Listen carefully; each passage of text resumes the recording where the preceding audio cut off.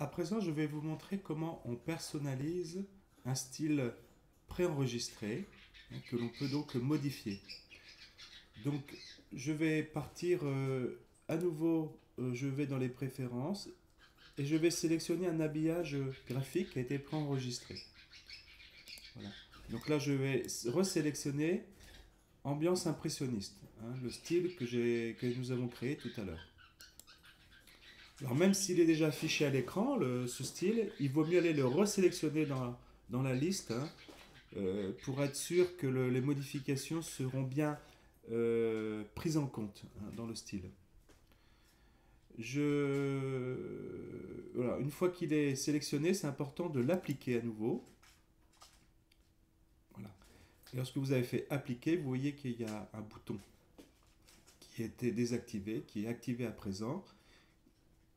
Et là, je vais cliquer sur ce bouton modifier l'habillage ambiance impressionniste. Et là, je me retrouve dans l'écran d'habillage graphique où je peux donc modifier les paramètres. Alors, je vais faire ce que j'ai commencé à faire tout à l'heure, mais que je n'avais pas fini. Alors, je déplace ma fenêtre de préférence et je vais changer la couleur des groupes de tendance. Donc, je fais un clic droit et je viens sélectionner le rouge de ma palette qui avait été enregistré tout à l'heure. Voilà. Ah, là, il n'a pas pris. Oui, je sélectionne le. Donc, clic droit sur une barre du groupe de tendance. Ça m'ouvre la palette de couleurs. Je sélectionne le rouge.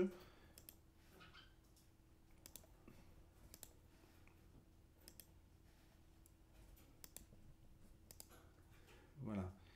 Je vais également changer le texte qui apparaît pour le mettre aussi dans une couleur peut-être verte, pour reprendre la couleur des feuilles.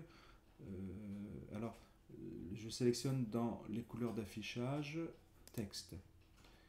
Ici, je clique sur le petit témoin de couleur, ce qui me permet de modifier la couleur du texte. Je vais aller dans la palette prendre un vert. Voilà, alors il est peut-être un peu trop clair ce vert, je vais le foncer. Je l'ajoute aux couleurs personnalisées, je valide et je fais actualiser pour vérifier. Voilà. Alors le vert apparaît encore trop pâle, il faut le foncer davantage, donc je clique sur le vert, je le fonce. Ok, j'actualise. Voilà, c'est déjà beaucoup mieux. Voilà. Alors je peux aussi venir aller changer la couleur des aspects planétaires. Alors ça se fait dans un autre écran. C'est dans l'écran aspect et orbe. Voilà. Et là, pour changer la couleur des aspects, ici, il y a des petits témoins de couleur. Ben, il me suffit de cliquer. Alors, je vais changer les aspects de trigone.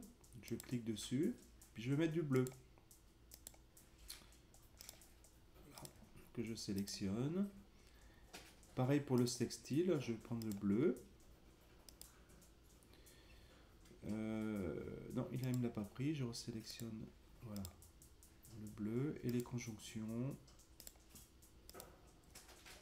Voilà, je peux garder le rouge pour les aspects